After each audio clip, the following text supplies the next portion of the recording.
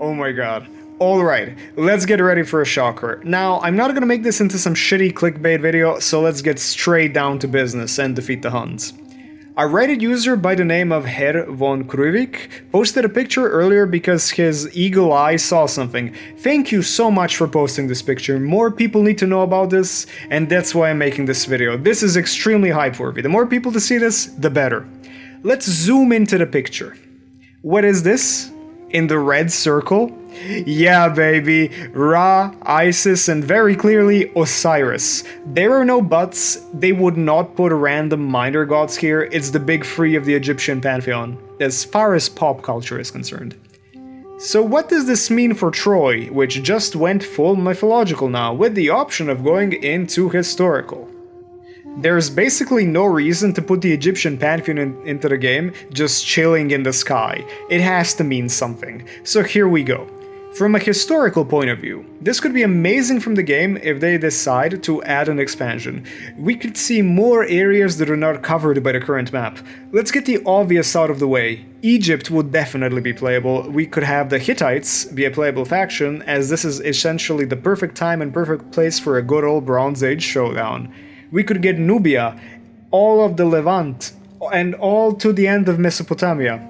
The faction diversity alone would make this game worth playing for even more people.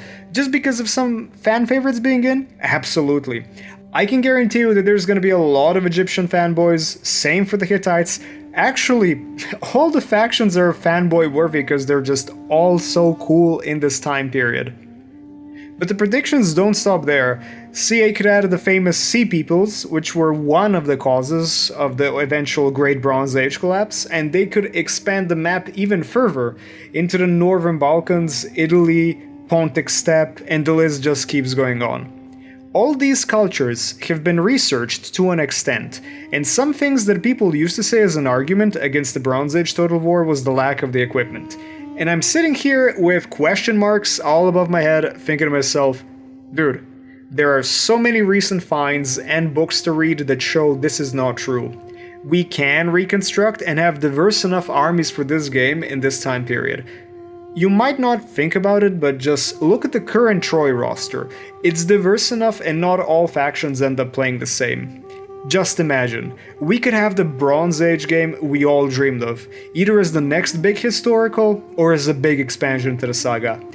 If this is their decision, to actually implement this on the map as an addition, instead of just sending budget reinforcement squads, then yeah, this will be amazing. Absolutely no downsides.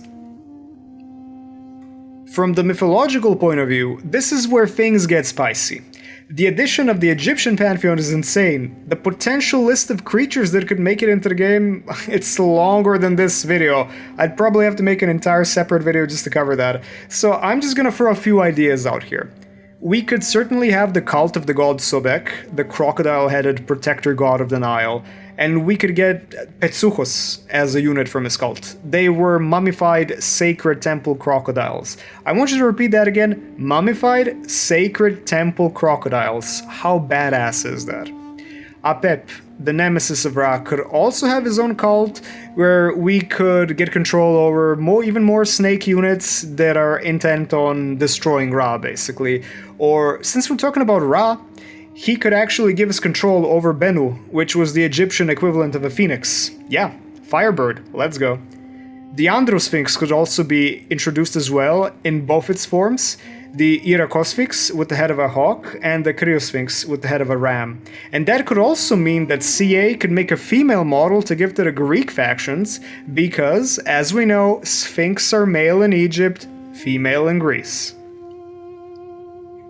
The list goes on and on and on, and we could talk about this the whole day and night and not run out of mythological creatures that they could add from all these cultures, but this is definitely, I'll be covering something soon, so stay tuned. But what does this mean? We don't have to wait for an Age of Mythology 2 when we can just play it in Total War. It's just beautiful, really. I don't have any words. They can find a way to satisfy both the historical players and people who would like to experience this mythological clash of the titans. I think that in the long run, everybody is a winner here. There are no losers except our wallets, but all I'm gonna say is shut up and take my money. CA, make this DLC happen. That leak is for no reason. You put it there. You want to get us hyped. We know what's gonna happen. Stay tuned.